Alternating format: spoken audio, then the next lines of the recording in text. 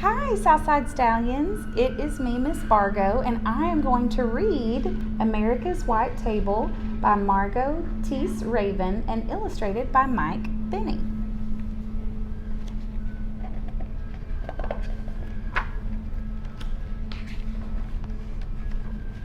It was just a little white table, but it brought tears of pride to my Uncle John's eyes the Veterans Day he came for dinner and stood by it, except for one person, even though nobody would be eating at it.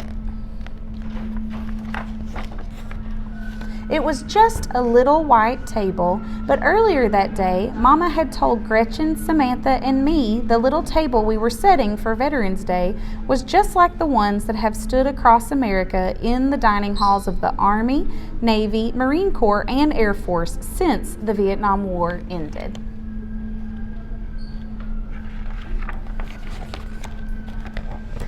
The tables honor the men and women who serve in America's armed forces, especially those missing in action, our MIAs, and those held as prisoners of war, our POWs.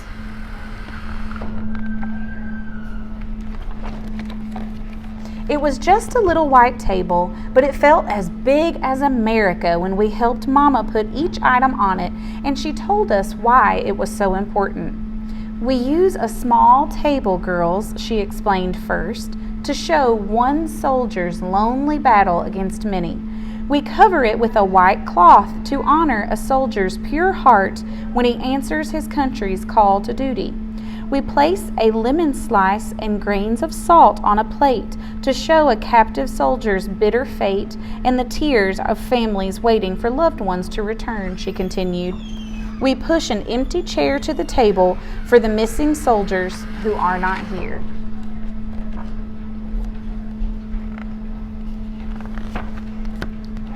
We lay a black napkin for the sorrow of captivity and turn over a glass for the meal that won't be eaten, she said.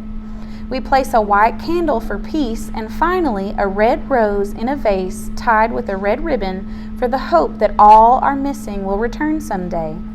Mama finished speaking just as sunlight spilled on the table and filled the overturned glass.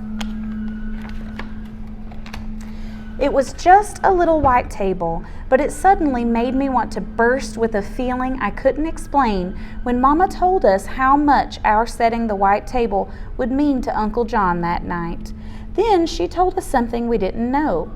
Our Uncle John, who gave us big bear hugs and spun us with airplane twirls and called me his Katie girl, was a POW in Vietnam before we were born. It was just a little white table, but it gave us the courage to ask Mama what happened to Uncle John in Vietnam. She quietly told us his story. When Uncle John served in Vietnam, he was sent on a rescue mission, and his helicopter was shot down behind enemy lines, she began. And he and his 3 crew members were taken prisoner. One crew member named Mike had serious wounds from the crash, but Uncle John and the other men tried to help Mike get better and persuaded a guard to bring Mike medicine. Then, one day when a guard looked away, Uncle John and the others had a chance to escape, but Mike was still too sick to go, so Uncle John stayed behind because he wouldn't leave a fellow soldier so far away from home alone. But how did Uncle John get free? We asked Mama.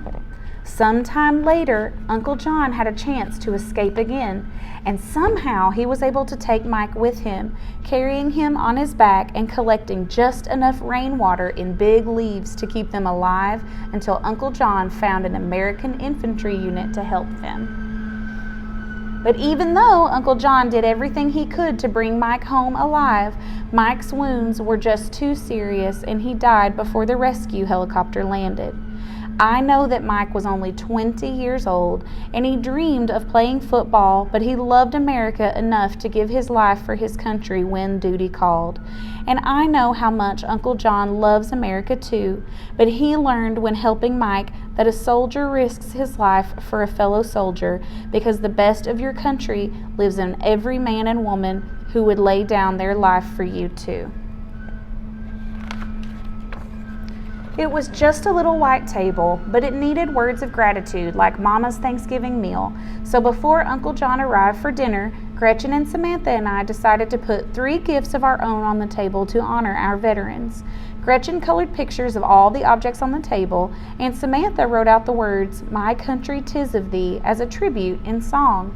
But I didn't know what I, a 10-year-old girl, could ever put on the table that was as important as each veteran's gift of freedom to me. It was just a little white table, but I looked at it all dinner long, and in the quiet inside me, I could almost hear the silent soldiers of the empty chairs saying, "Remember us, please. We are real people like your Uncle John and Mike, who left families and friends, homes and dreams of our own to protect your birthright of liberty from disappearing as easily as sunlight from a glass." It was just a little white table, but it took my words away when I hugged Uncle John goodnight and wanted to thank him for serving our country so bravely. So I just hugged him even harder and told him I loved him. Uncle John hugged me back even harder than I hugged him.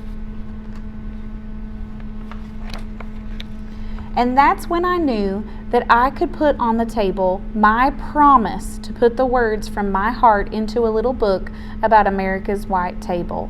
And in the book, I'd use Gretchen's pictures and Samantha's song and Mama's story about Uncle John and his friend Mike, because I hoped that everyone who read it would set a white table on Veterans Day too, so the brave Americans the little table honors won't ever feel forgotten by the country they loved so much.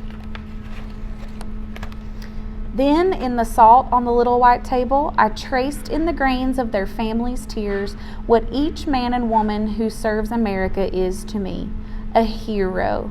And that's when I saw the tears of pride fill my Uncle John's eyes. And that's the end of the story of America's White Table. I hope you enjoyed it and learned a lot.